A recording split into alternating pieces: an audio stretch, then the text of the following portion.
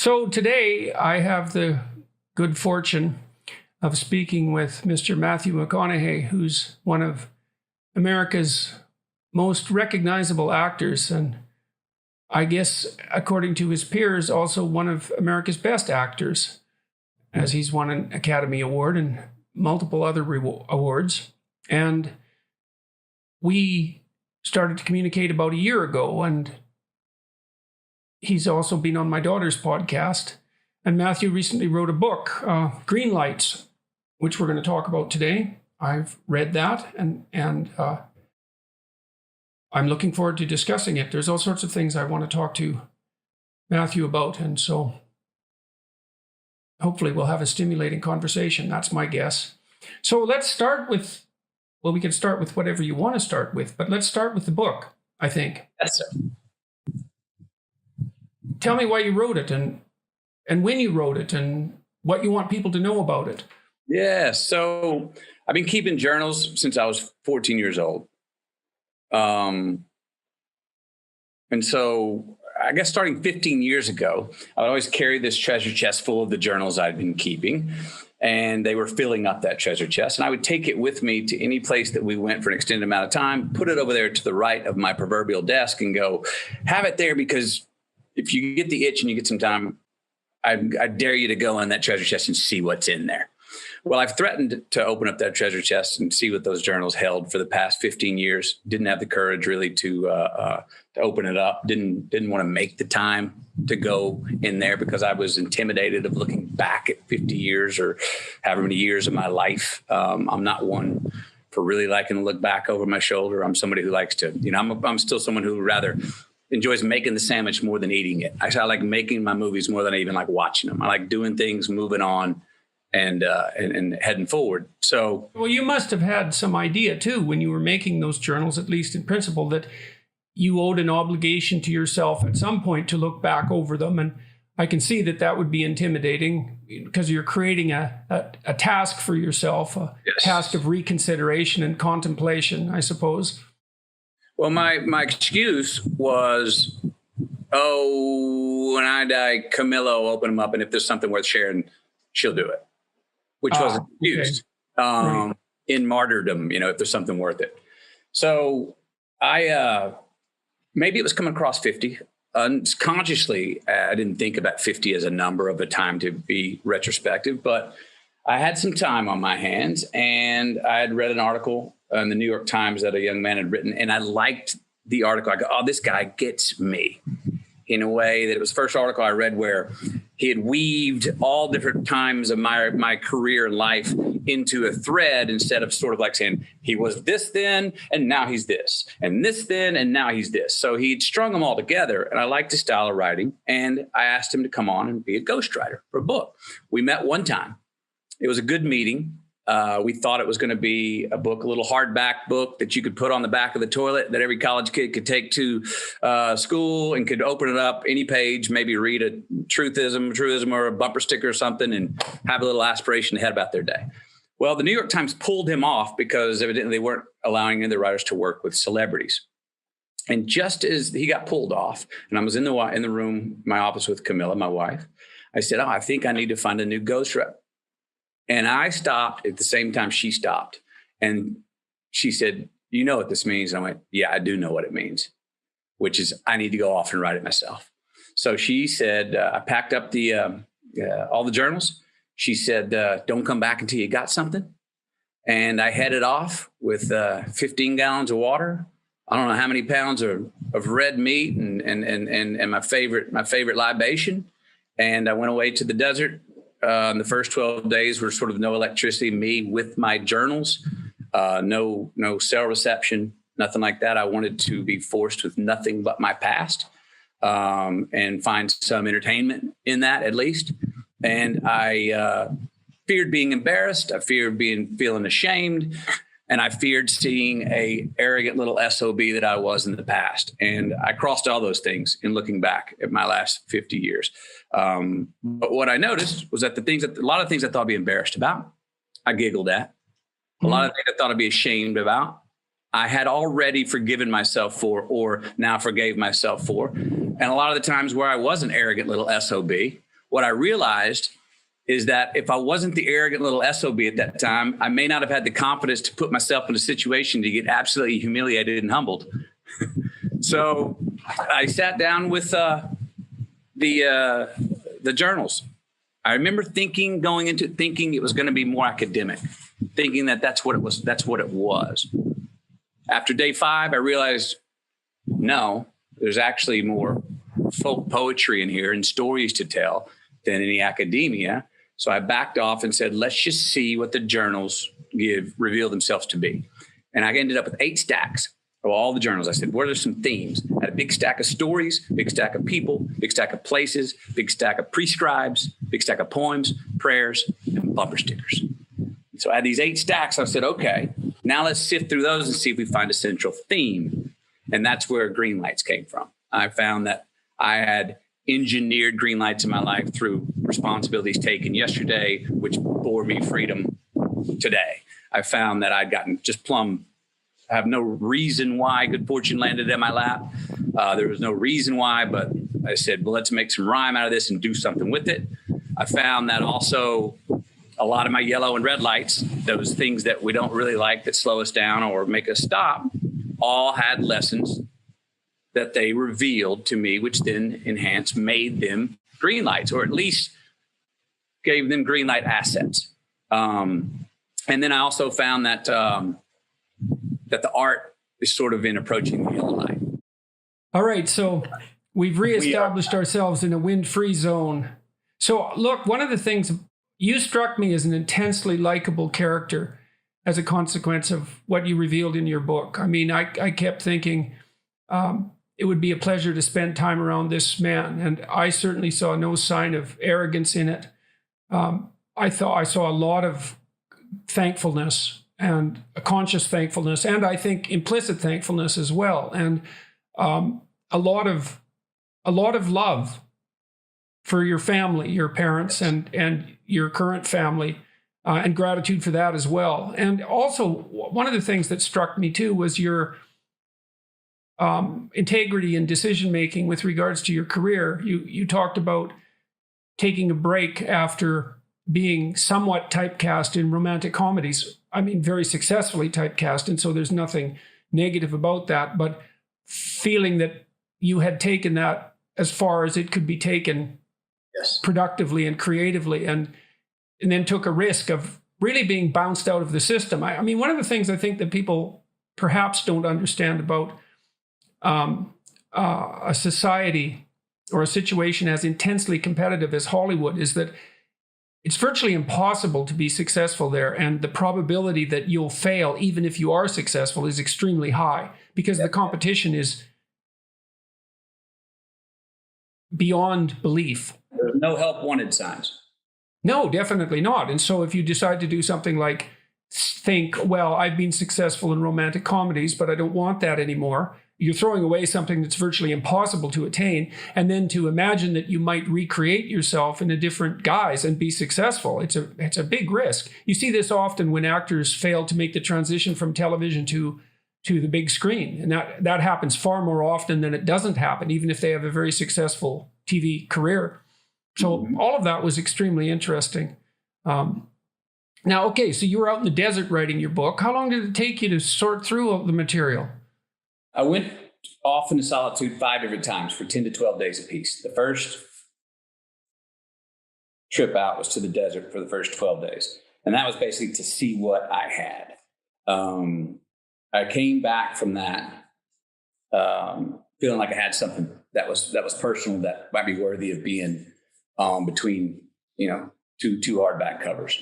I remember writing early on going, okay, now you're going to have a lot of people that are going to buy this book, even if the words are crap on the page, because of who you are, McConaughey. And I said, you're going to have a lot of people who are not going to purchase this book, even if what you put on the page was awesome, because you're Matthew McConaughey. So I remember saying to myself, and one of the first things I wrote down, I was like, the words on the page need to be worthy of being put on the page if they were signed by anonymous, but at the same time need to be words that only Matthew McConaughey could have written. And that was sort of my little bubble of going, because this is not about, you've read it, it's not about a celebrity book. No, in fact, there's very little in it that's celebrity-like. I was actually struck by how infrequently you made reference to the milieu that you inhabited while you've been pursuing your career as an actor. There's no celebrity gossip in it. It's family centered and very intimate.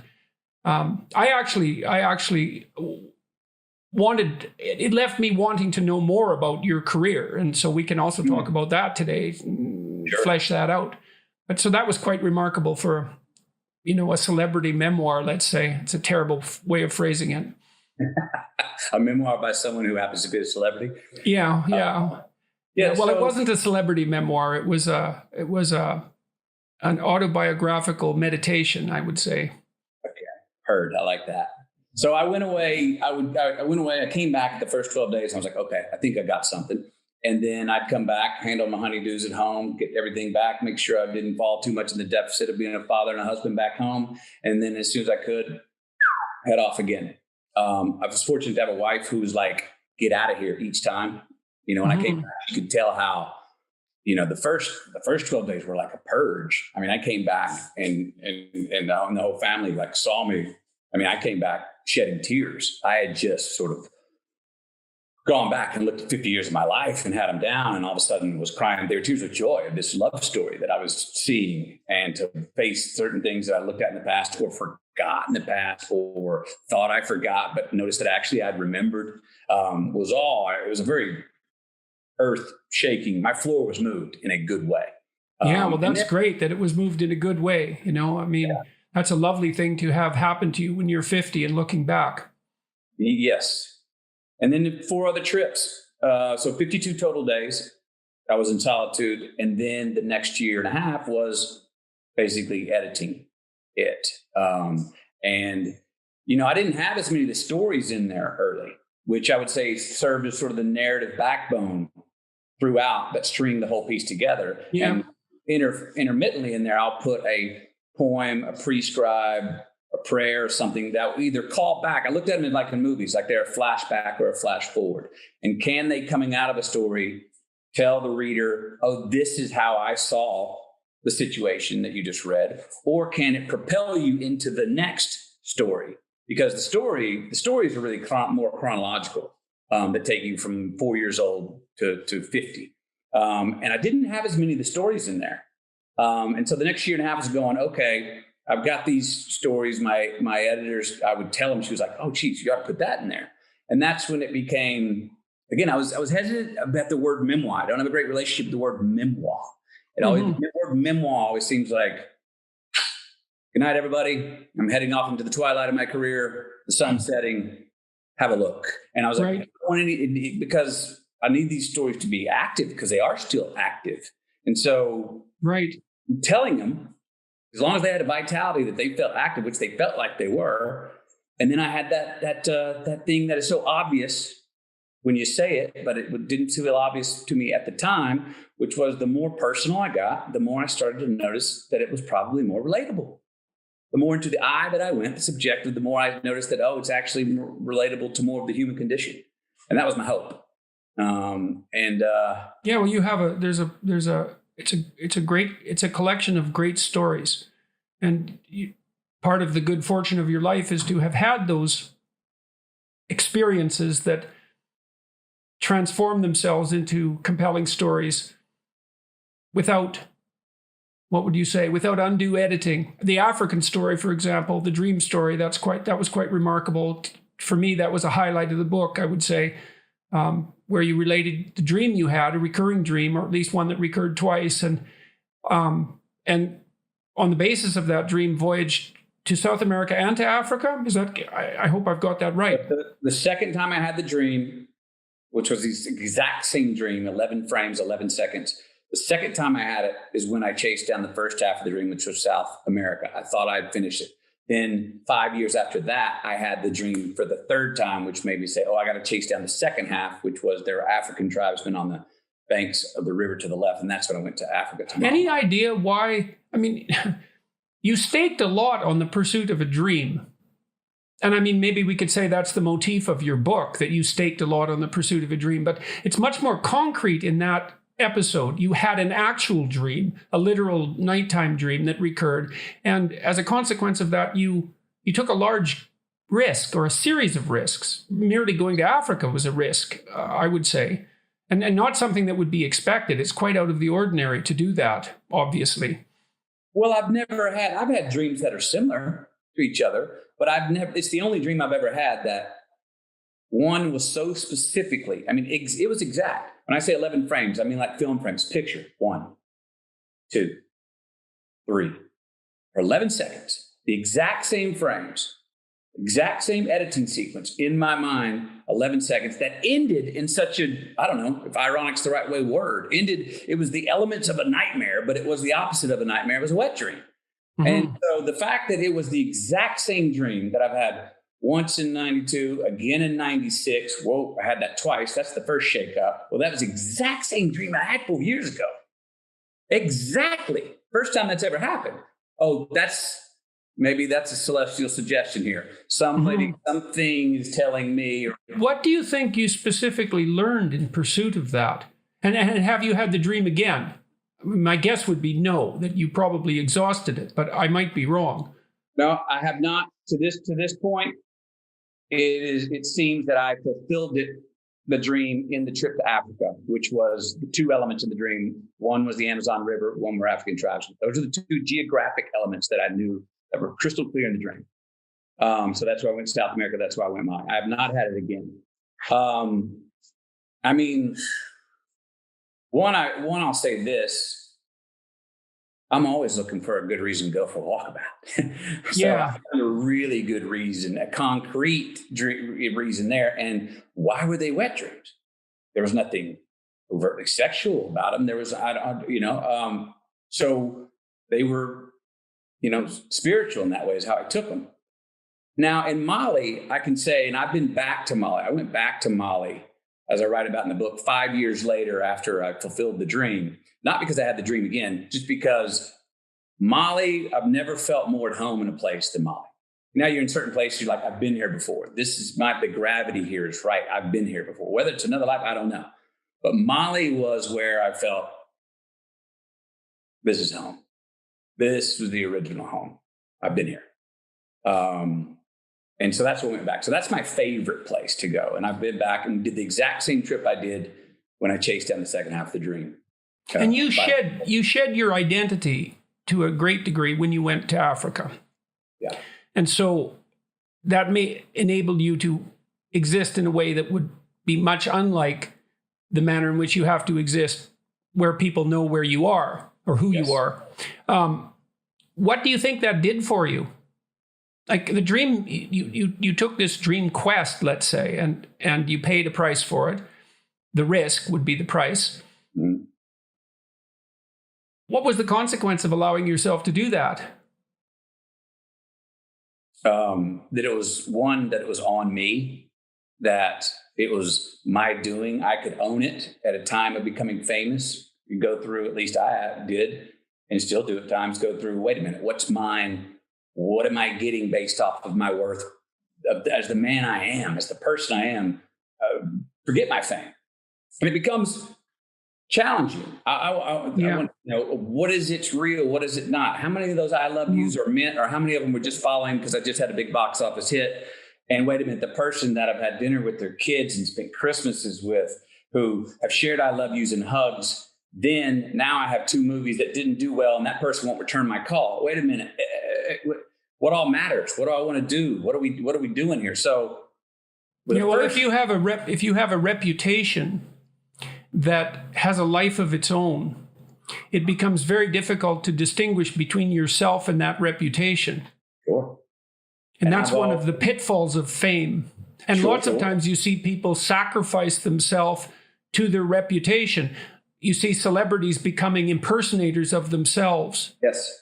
And it's a tragic fate, I would say. And well, that's when you go, who's wagging who?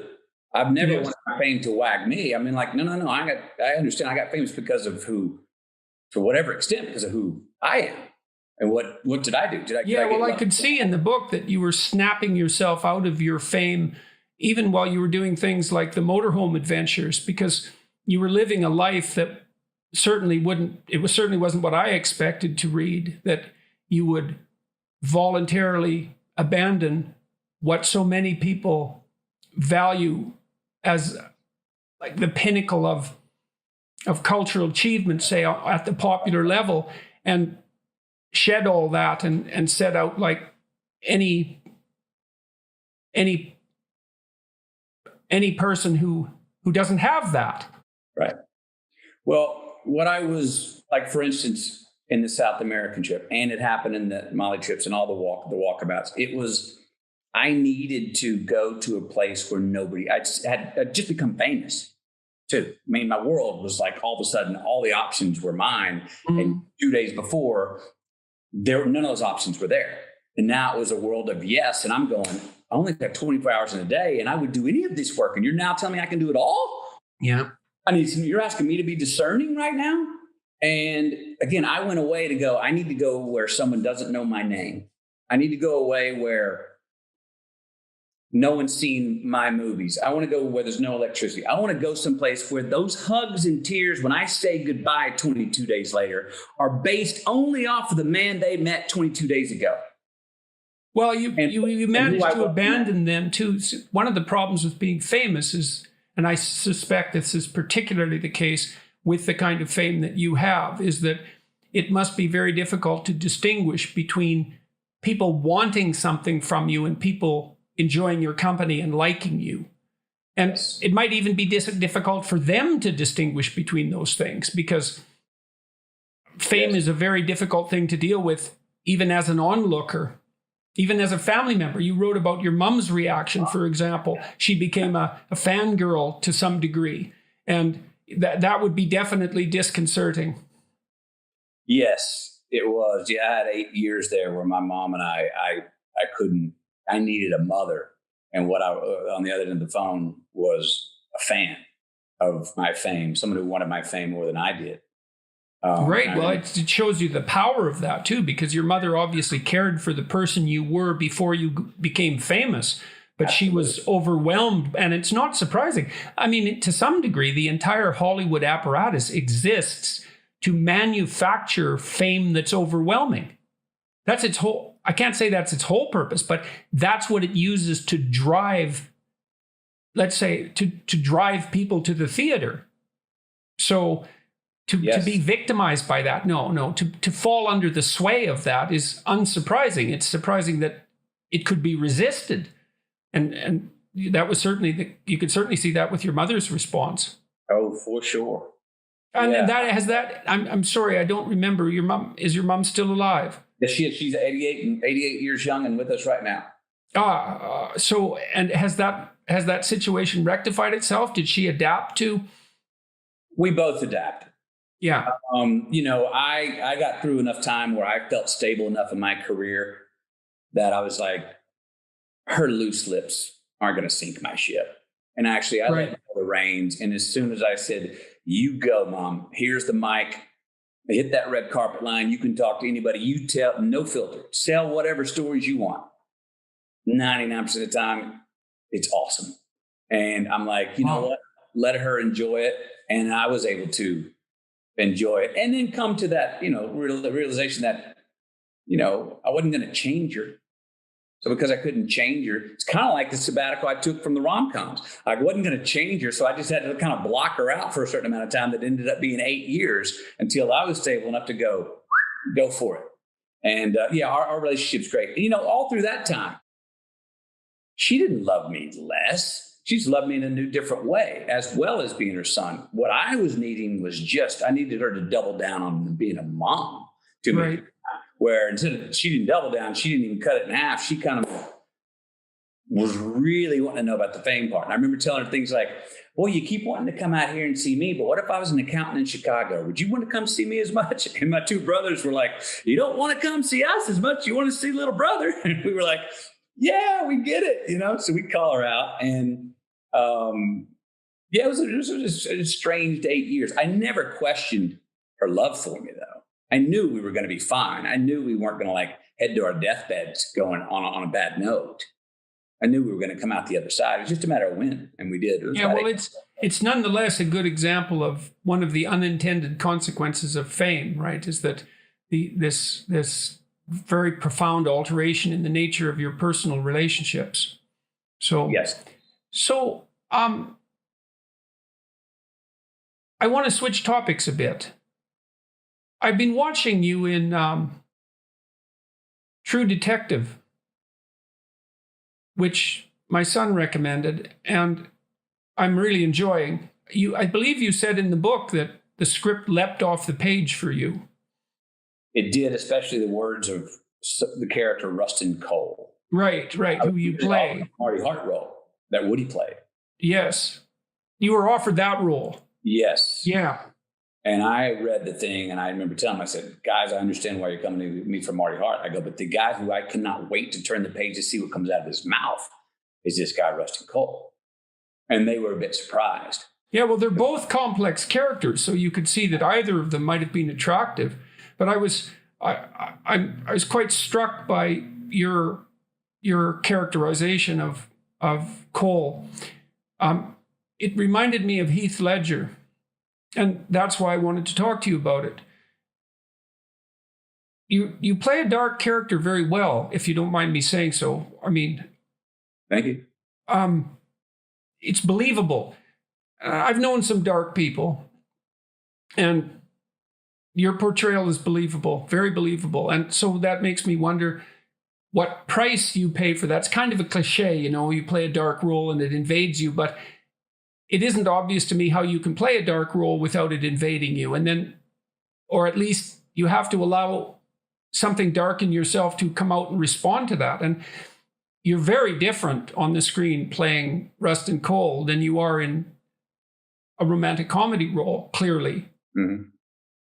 And it's somewhat surprising to see that transition, which I guess is why other people might be surprised by that too, which is why you actually had a bit of a hiatus when you stopped taking rom-com roles.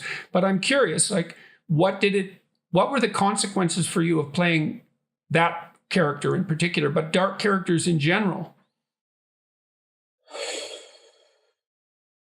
The dark characters, the baddie, usually has so much more identity than the white knight, than the hero in stories that I read in scripts and things. The dark characters and are also they're always usually outsiders, and the consequence is that if I'm really going to portray one of those well, and that part of myself, I'm putting myself on an island, and that excites me. I want to feel like the underdog. I want to feel like I don't have to pander to manners or graces. I'm living by different rules, and not even to prove a point, but just say in a Rustin Cole's position, someone who just, I didn't make big acting choices with Rustin Cole. I just did what I could to understand the text so well that I could just say it and not have to solicit it. Or again, Rustin Cole was a guy who preferred his own company to anyone else's, and that solitude. That was a vacation for me. Also, as a person who is a believer, to have to be inhabit a character who is not a believer at all, and here's why.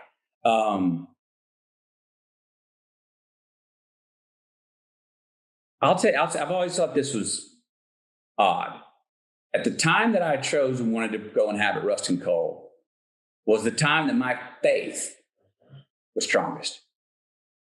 And if my faith would have been as strong, I might have been a little more fearful of going so deep into this man's mind, spirit, and ethos. And so you had some protection.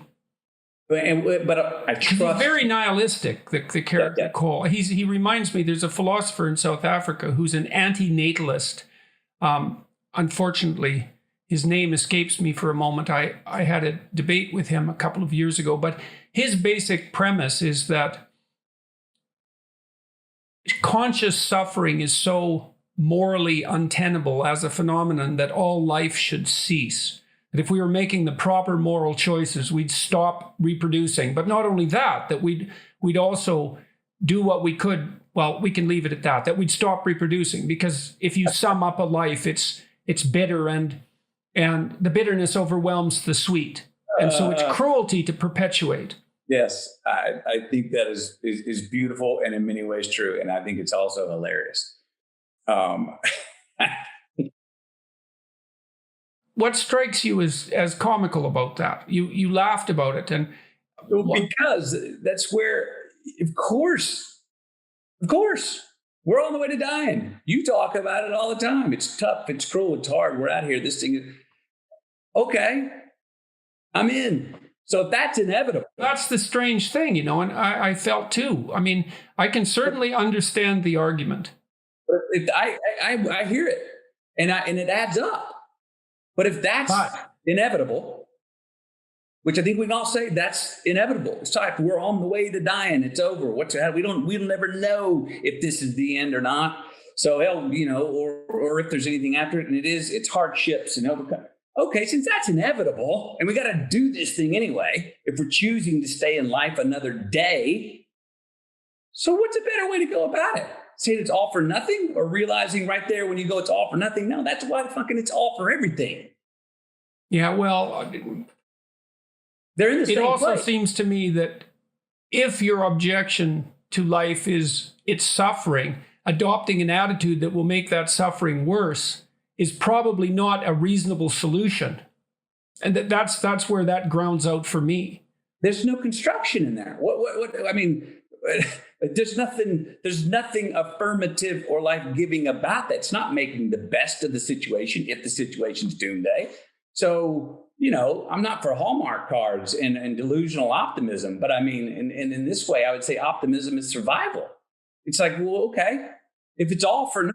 I think optimism is courage. If it's not naive. And one of the things I liked about your book too was that your optimism wasn't naive.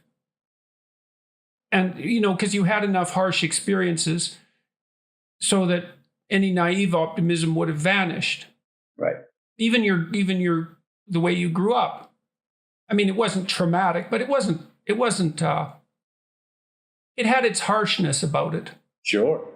Yeah, it was immediate. It was physical. The same hands that hugged are the same hands that could harm. Yes, and there was also very little sign of, and maybe no sign of bitterness about that. And no sign, I didn't think of any excuses for it either. Like when you portrayed your father, like you said, he was a man who could hug and hit, and both of them were meant. And they weren't casual. I never got the impression from your book that your father's actions were casual.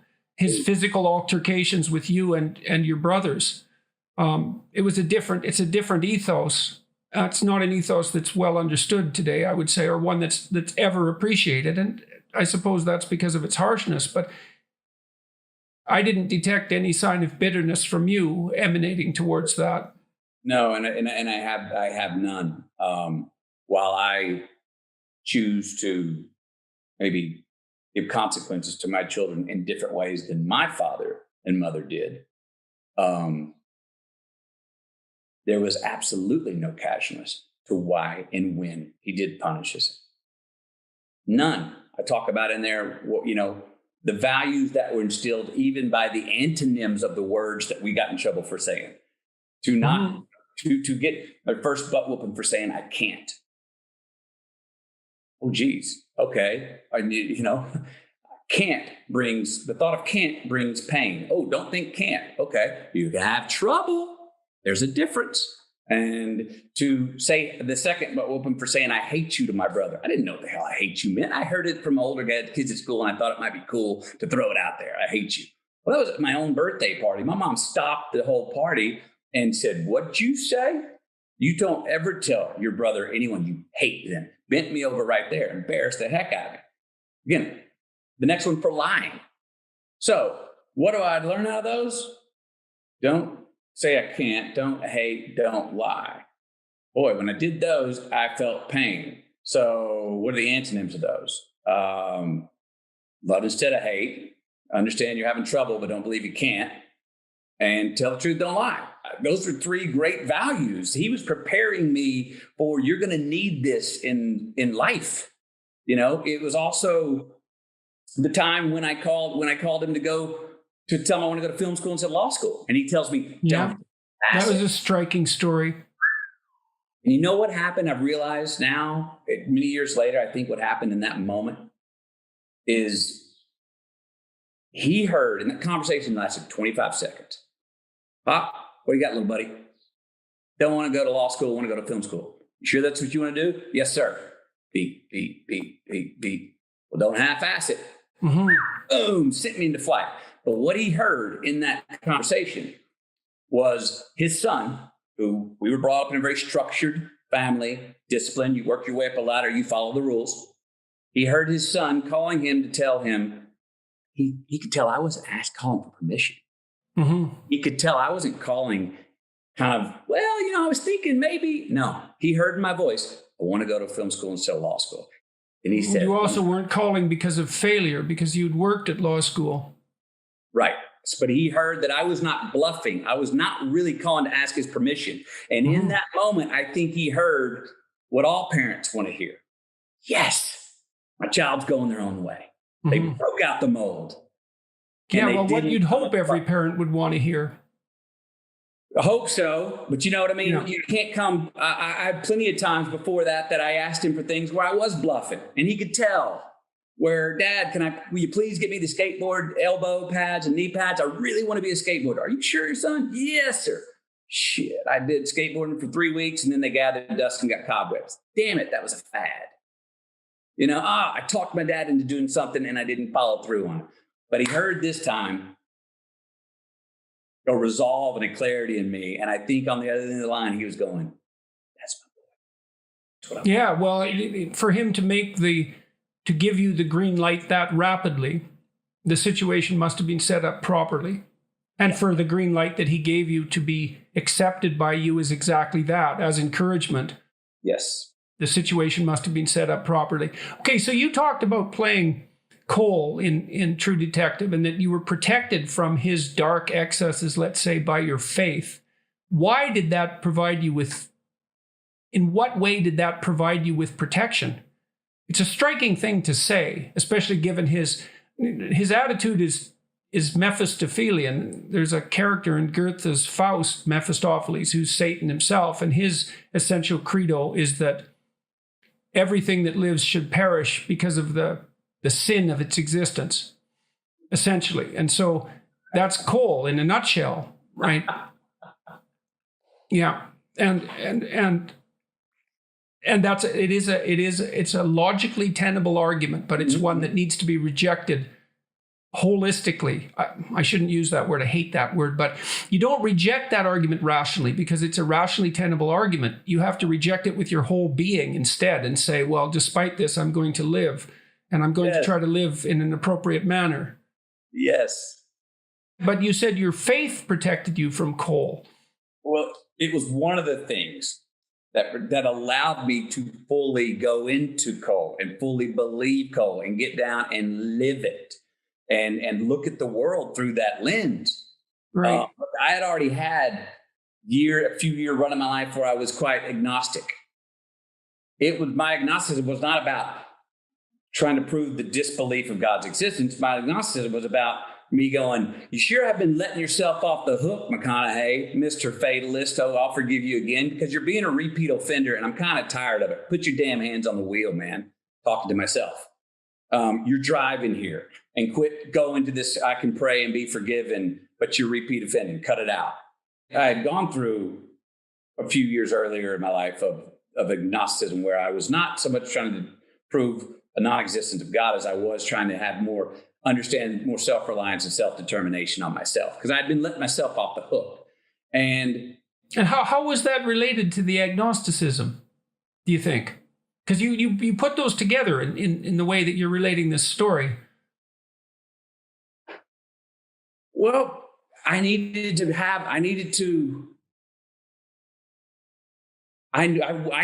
feel like I was wholly responsible for myself and what happened to me. That I was not going to let myself slide. There's an ideal calling to you then, eh? Like when you experience yourself as ashamed by your own behaviors. What that means is that there's an ideal inside you that's trying to manifest itself, right? Because you wouldn't be ashamed if you weren't comparing yourself to something better. And the question then becomes, well, what is that better thing that you're comparing yourself to? And it's an ideal. And then the question becomes, well, what is the ideal? And that's the sort of fleshing out what that ideal is that's the function of religious thinking. And so that's why I was interested in your comment about agnosticism. In Revelation, in the book of Revelation, Christ comes back as a judge. Even though he's a figure of mercy, let's say, he comes back as a judge. And the reason for that, this is from Carl Jung, the reason for that is that any ideal is a judge. And so if you posit the highest ideal, then you put yourself in a position where you're judged. And that's when your conscience tortures you. And so you can discover your ideal that way by having a dialogue with your conscience and say, well, I'm not living up to who I should be. Well, who should that be? Like, where does that figure come from? Well, that's a great mystery, that it's the higher form of being that you're capable of manifesting that's calling to you.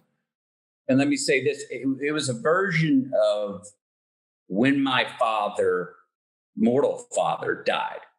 I write about this, about being less impressed and more involved. I sobered up. It was time to become a man. It was time to quit relying on the fact that I knew he had my back. He was above government, above law. If I really got in a pickle, he had my back. And now he's physically gone.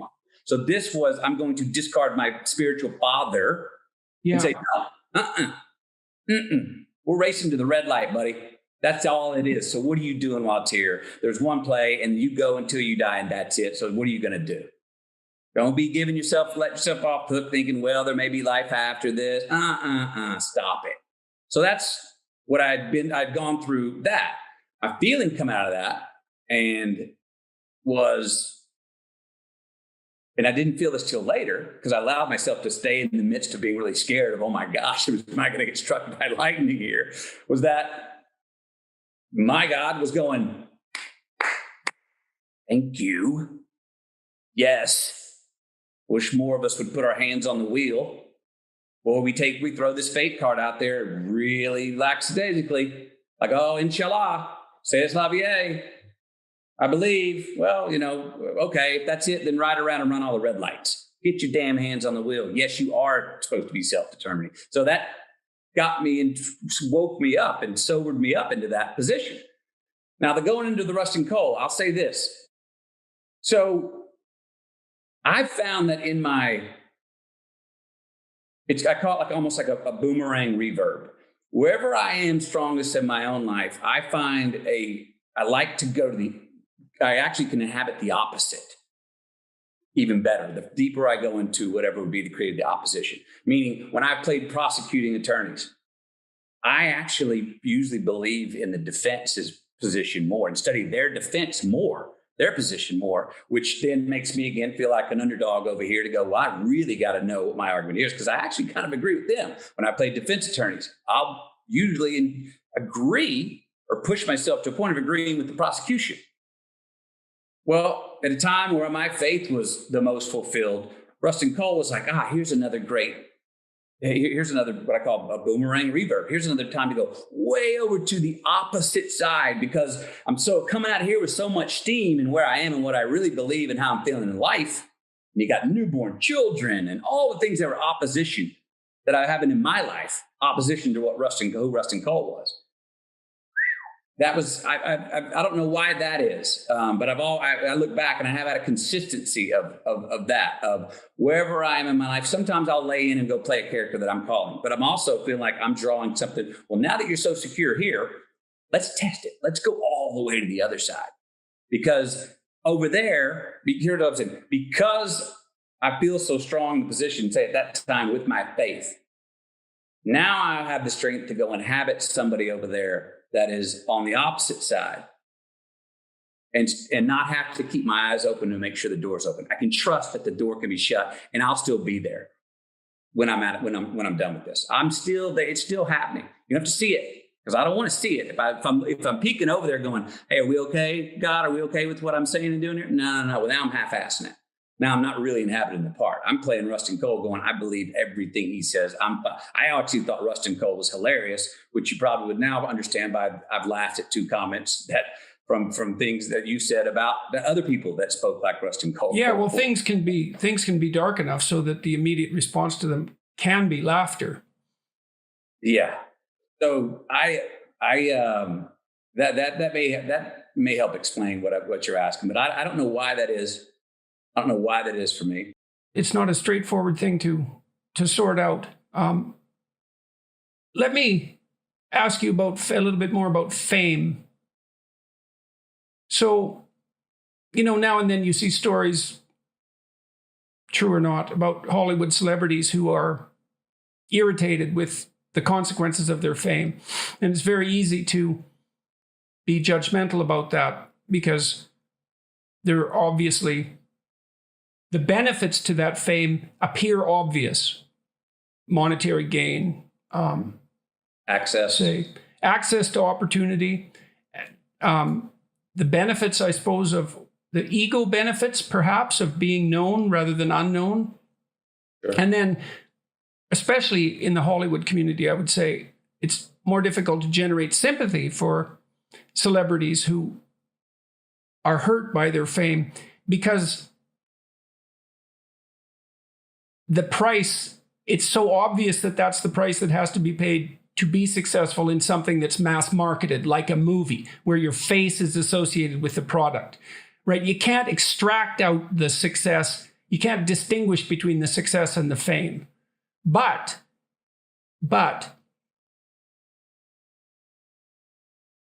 I don't think it's possible to understand what fame does to your life until it's happened to you. So I'm curious, and you protect yourself, you hide. I don't mean in a withdrawing sort of way, but I mean, you live in Texas, you don't live in LA. And you go on these sojourns where no one knows you. So you set up escape mechanisms, let's say, or... Yes. So tell me about fame and about the impact that it's had on you. So initially, fame happened to me extremely quickly. It happened over one weekend when the film A Time to Kill came out. The Friday afternoon before Time to Kill opened that Friday night, I'm walking down a promenade in Santa Monica to go get my tuna fish sandwich that I always like to get. 400 people on the promenade, 396 mind their own business. 4 of them looking, staring at me. A couple girls thought I was cute. Somebody liked my shoes.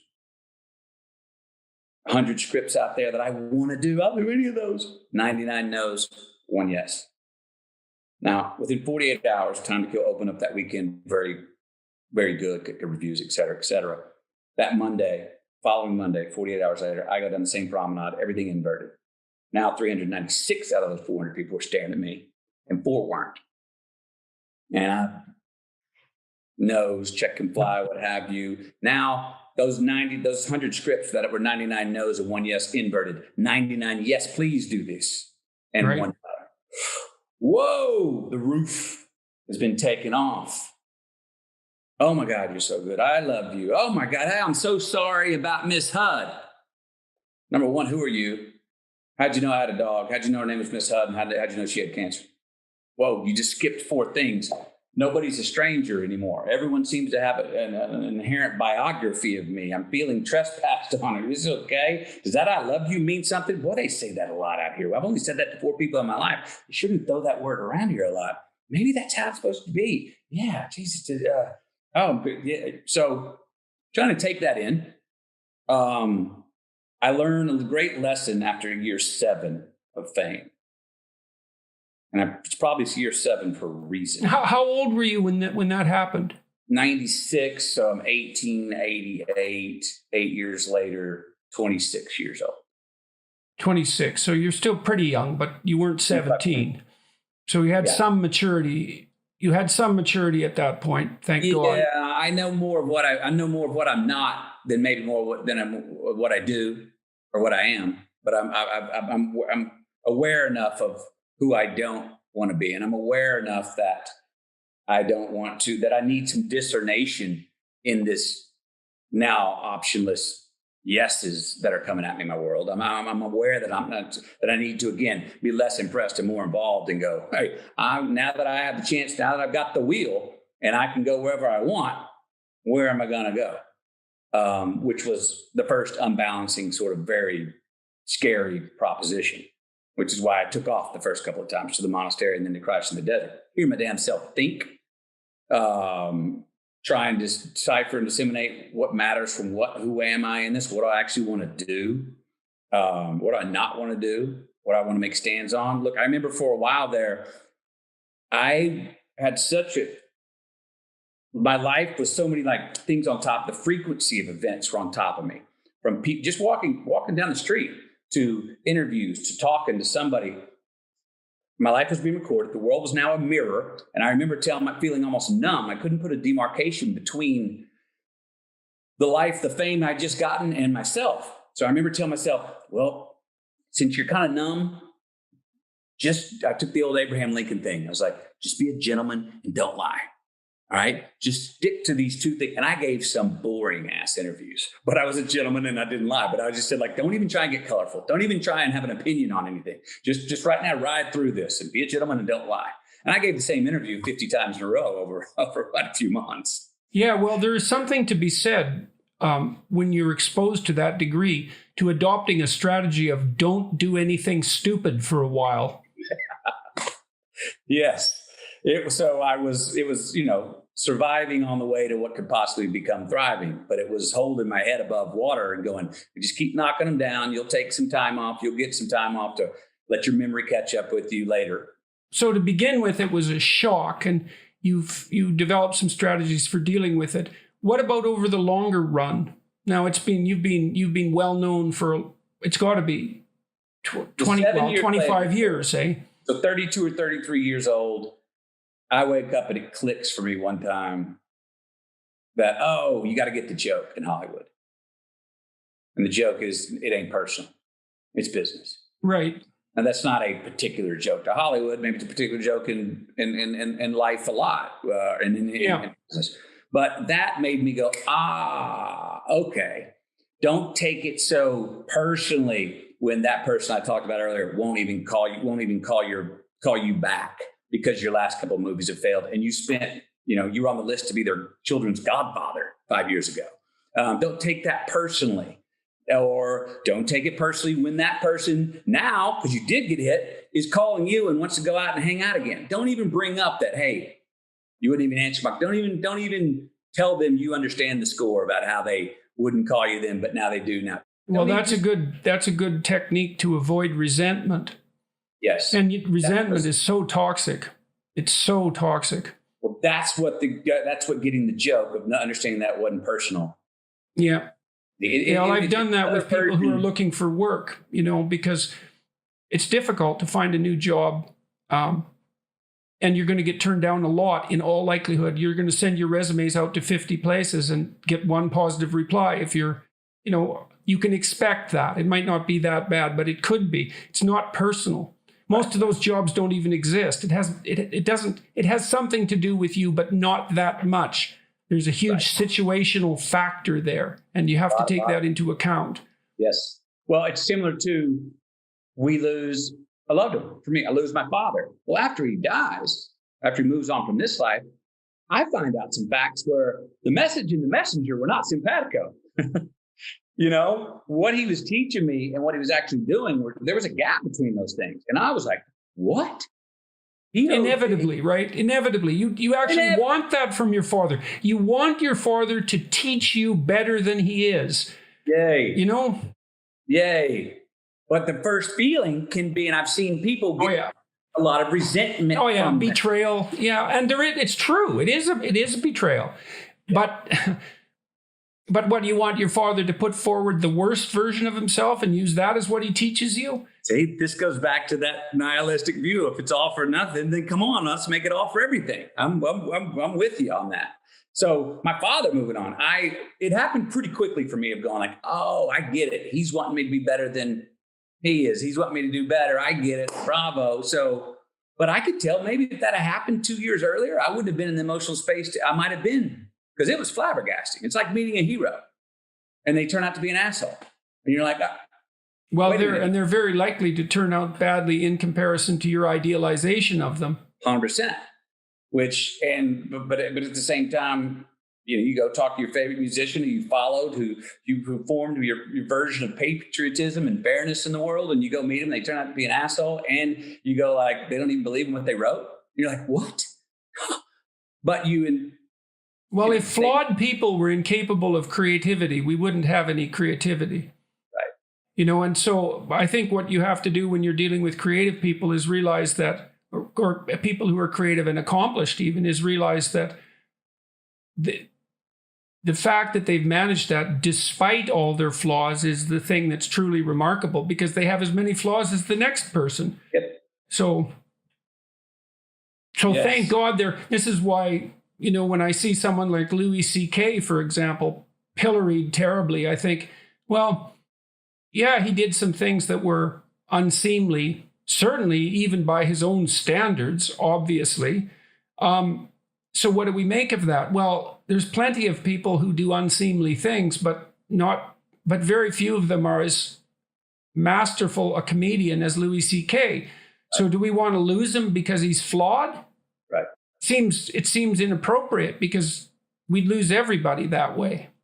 And then we just have loss. That's not helpful.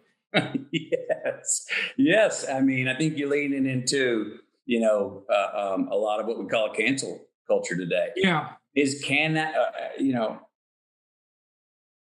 in the name of rehabilitation, do we have to have a world in which we are able to grow and evolve, if that's what we're trying to do?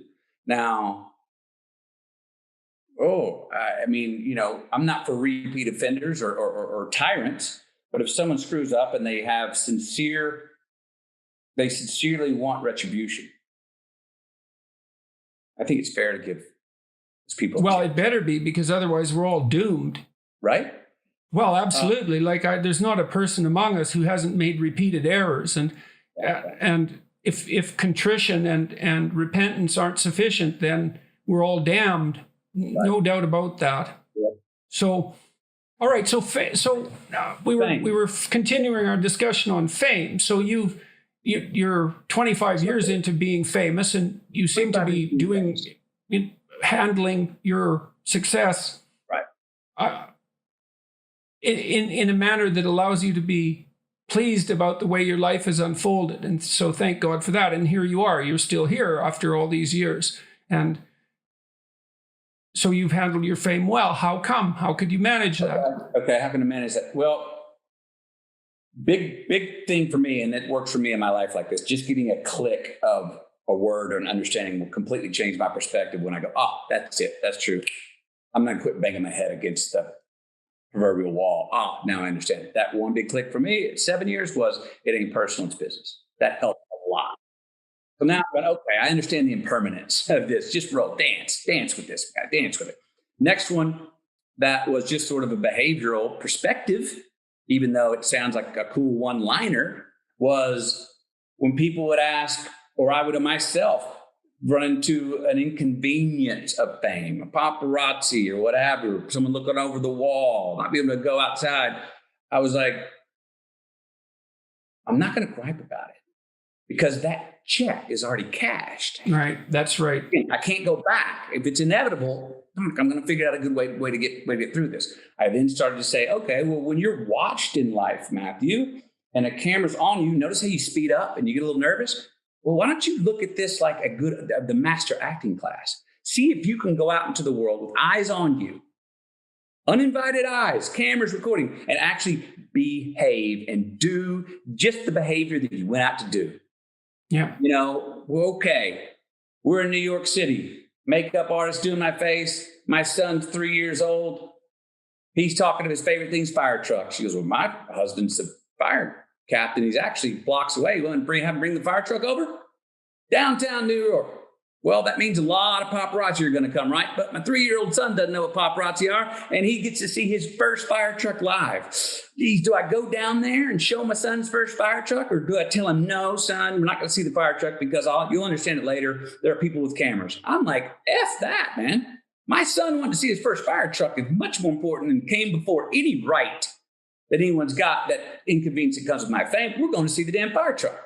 Well, he does see the fire truck. He sees the fire truck. Cameras all around. He didn't understand what it was. I'm sitting there going like, this was about letting my son see the fire truck. I'm trying to live my life, and I check with myself. I'm not foolish with my fame. I don't open the doors and invite the devils in, or open my, self up and say, yeah, I'm an open book, have a look, come on in. No, I understand. I could be fully taken advantage of, and there are plenty of people who would love to take advantage of that. But I often tell myself, again, who's wagging who? What are your rights, McConaughey, as a human, as a citizen, as the man you are? Don't let those be taken away from you because of something you got along the way, which was fame and inconveniences that come with that.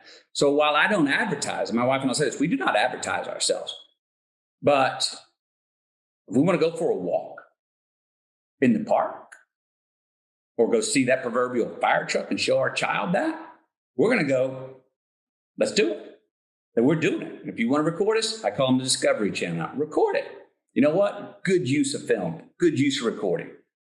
So there is advantages to having eyes on you too, because it does force you to behave. You can leave your keys in your car in a lot of places, because if anyone's going to come rob your car, they're going to document the one trying to rob it. It's a bit of a security blanket on that too. So you see where I've spun a few things here in perspective, not denying the inconvenience, but saying, hey, if this check is cash, here's how I'm going to try and get constructive and do it. And so fame now, it gets me in certain doors. I've had to watch this. Things that I'll say as a famous person can come out in bold print, not just on the printed page, but to people. So I've spoken too strongly and actually hurt people with my words, where maybe I didn't have the emoji to put on the end of the what I wrote with a wink, and they heard it like I was throwing a dagger at them. But I was going, no, I was just tickling you. I didn't mean to hurt you, And what tickled me may bruise somebody else, and my words come out with that weight sometimes. So I have to watch that. Yeah, definitely. I remember when I was a teenager, I got put down by someone who was reasonably well known in public, and it was a misunderstanding, but it burned itself into my memory. And I thought, if I'm ever in a situation where I'm well known, I'm going to remember this so that I don't. And had he been an everyday person, let's say, what he said wouldn't have had nearly the impact on me that it did. So, and that is a strange thing to have to realize and to weigh your words that way.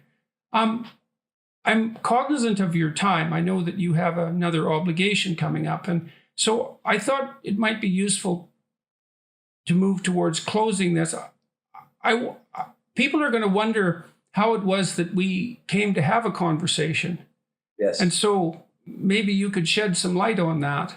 And because I'm curious about it as well. I got turned on to you from a friend of mine about 4 years ago, maybe 3 years ago. And I started listening to a lot of what you were saying, and many of the things you said I had been thinking about, but I heard you putting them into words and context. I was like, wow, that's what I'm talking about. That's what I'm trying to get to. I found, and a lot of it goes back to talk about self-determination, which we've talked about a lot about, and self-authoring. And then you see a lot of those threads through my book, maybe in a different way, in a more folksy way. But a lot of what you've said gave me confidence to go, I'm going to put my story on paper. So I thank you for that. And that's why I thank you pleasure. In the back of the book. I reached out to you, I guess a year and a half ago or so, and you and I chatted, and I've stayed in contact with your daughter. Your definition, one of the great simple things I said earlier, sometimes just to understanding a word differently. I've always had trouble in a tough relationship, an awkward relationship with many words, but my two that I've had the longest trouble with are vulnerability, and humility. Yeah, those are tough ones. They're tough ones. So humility, be humble. Well, for decades, be humble. I lost confidence when I was humble. I feigned false modesty, which I knew at the time that's arrogant. What are you doing? Right, absolutely. It's very difficult to have humility without being arrogant about it. Weirdly enough, you said, and correct me if I misquote you. Humility is knowing you have more to learn. You're either in love with what you know or you're in love with what you don't know, and there's a lot more of what you don't know. So pick your love carefully. Oh, well, that I went, I purchase. I'm in on that. But for the first time when I see that, I'm not shrinking. I'm actually standing taller. Mm-hmm. My heart's higher. My chin's higher. My shoulders are further back. Right. I have more courage going forward because, 100%. I can rely on that until I'm gone and maybe even further than that. Yes, I have more to learn. I purchase. But now I can go forward with confidence of actually what I do know, what I have built. I can have more courage. I can forgive easier. I can take responsibility with more courage. I can take care of the things I've built and to attend those gardens better with that understanding of humility. So for that, I thank you. I appreciate that. Yeah. It's a humility. It's a form of courage. I want to throw a little funsy out there for you. Okay. So while I was writing, and I've become a fan, which I'd love to continue talking with you more about this subjective I and objective we in the third eye, sort of the jumbotron of our life. When we hop out of ourselves and have a look, or we project forward in our lives and say, who am I in 10 years? Or what would my eulogy be? You see, I write a lot about these things in the book. But while I was writing, I hopped out. I gave myself the pleasure one night after a few sips, and it was late at night. And mind you, the most trouble, I'm happy to say this, the hardest thing about going to write this book for me was making myself go to bed. I was putting 17-hour days in, and I was just like, you got to get some sleep.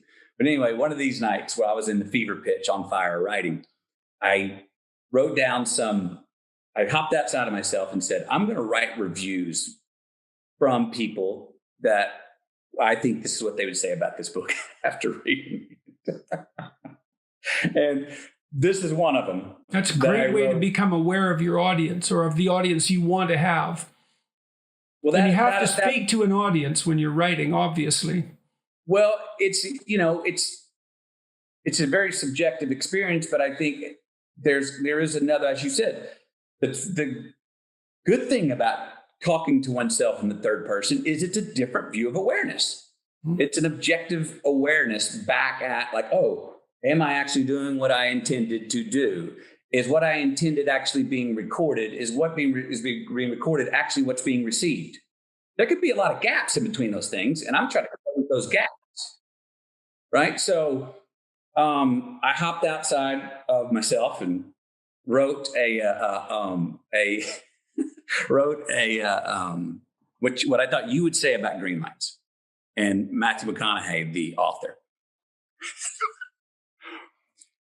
It's entrance level understanding to masterclass psychology delivered in a folk song. I mean, the guy's got the gift of gab, man. What can I say? Jordan Peterson. That's quite remarkable because that is very close to what I thought. So I think you nailed it.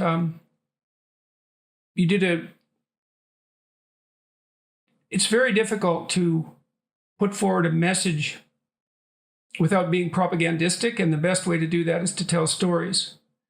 And your book is full of stories, and the stories seem to me to add up to a life well lived, and that's a good model.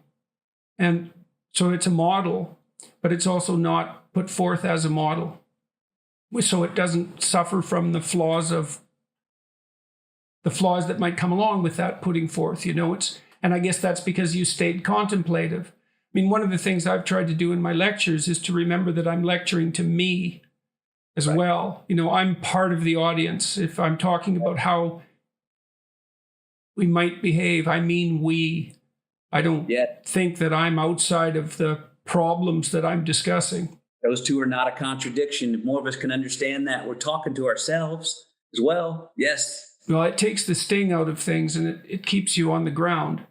So, well, I think that's quite funny that you wrote that review, and it's also quite funny that it is in line with what I thought when I read the book. I should show the book again, since this is a good time to do that.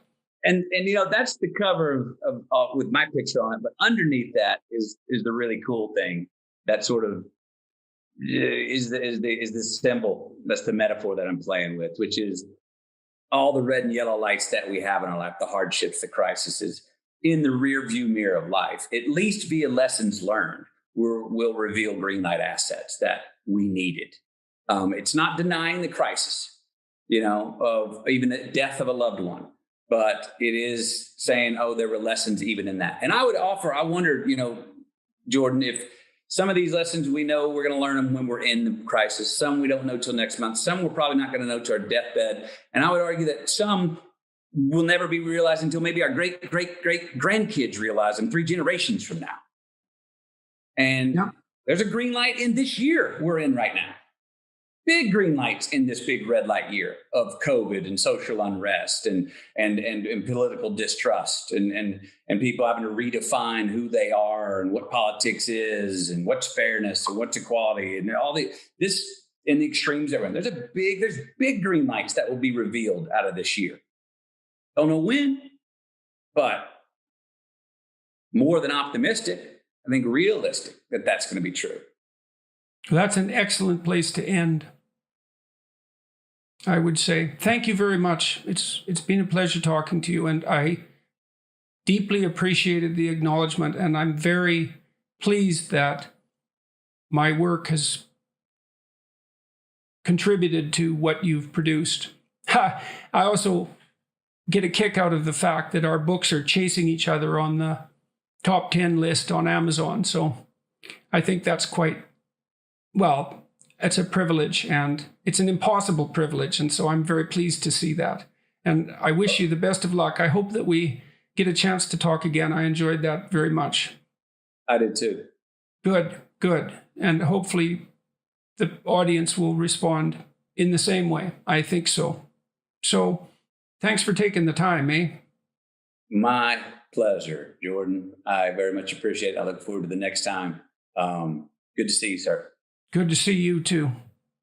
Ciao.